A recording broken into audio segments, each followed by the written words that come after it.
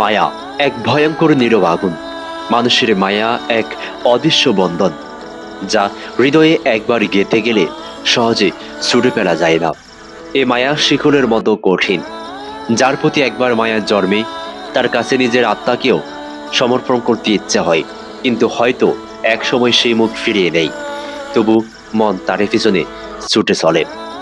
যতবারই সে আঘাত দিক না কেন, মানুষ ভুলে যায় মায়া কখনো কখনো ভালোবাসার ছদ্মবেশে চুরি হয়ে বুকের ভিতরে বেঁধে যায়। সবচেয়ে ভয়ঙ্কর ব্যাপার হলো, মায়ার কারণে আমরা নিজেকে ভুলে যেতে থাকি। অন্যের অনুভূতিকে নিজের উপর প্রাধান্য দিতে দিতে একসময় নিজের আত্মাকে হারিয়ে ফেলি। অথচ একসময় সেই মানুষটি হয়তো আর আমাকে চিনবে না।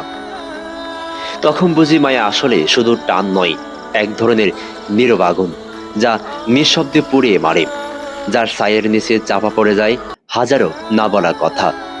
নারীর মায়া এতটাই গভীর, কখনো কখনো সেটা পুরুষের শক্ত দেওয়াল ভেঙে দেয়। সে প্রথম ভাবে, আমি তো শক্ত, কারোর জন্য বদলে যাব না। কিন্তু ধীরে ধীরে একটা মানুষ তার অভ্যাস হয়ে যায়। সকালে কথা, বিকালে কথা, রাতে মেসেজ, ছোট ছোট অভ্যাস, ছোট ছোট যত্ন, এসবই তার জীবনের অংশ হয়ে যায়। তারপর একদিন দূরত্ব আসে। কোনো বড় ঝগড়া না, কোনো নাটক না, শুধু আগের মতো কথা হয় না, খোঁজ নেওয়া হয় না। মানুষটা সরে যায়, আর সে দাঁড়িয়ে থাকি মাঝপথে। ভিতরে একটা শূন্যতা তৈরি হয়। হাসি থাকে কিন্তু আনন্দ থাকে না। জীবন চলে কিন্তু মনটা কোথাও আটকে থাকে। নারীর মায়া হয়তো সত্যি ভয়ঙ্কর, কারণ সেটা শুধু ভালোবাসা নয়, অনেক সময় একটা পুরুষকে নিজের থেকে ধ্বংস করে দেয়।